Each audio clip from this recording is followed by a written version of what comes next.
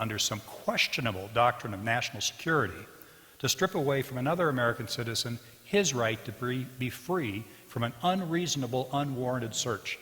How can you enjoy all of these rights and defend that without being the worst form of hypocrite? I mean, it just, boom, it was just right there. 4 days later, I was in the office of Leon Jaworski and said I need to plead guilty, and he accepted. He had prosecuted Albert Speer in the Nuremberg war crimes trial, and we talked about Speer for about 30 minutes.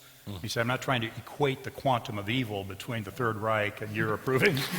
Made that clear, which was helpful. But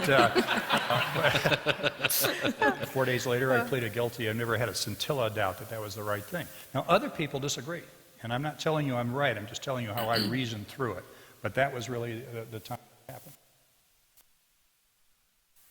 Any other questions or comments before we wrap up?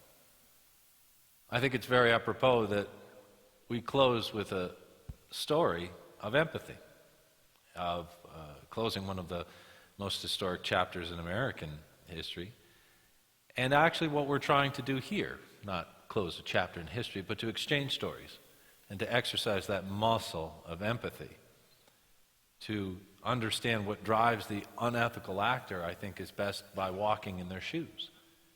What begins that descent down that slippery slope, I think, is best understood by standing at the top of it. And if we're to take heart what Dr. Wilson has told us, to feel that pain of guilt, of anxiety about what you're doing, and to be suspicious when you're feeling pretty good about it. I'd like to thank our actors, Ray Burke and Sally Wingert.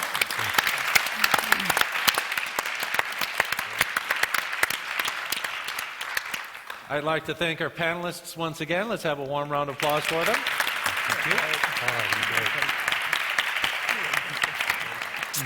And I'd like to thank each and every one of you for coming to see Conmen, Charlatans, and Conspirators. Have we seen another Madoff? We'll leave you with that question. Thank you very much.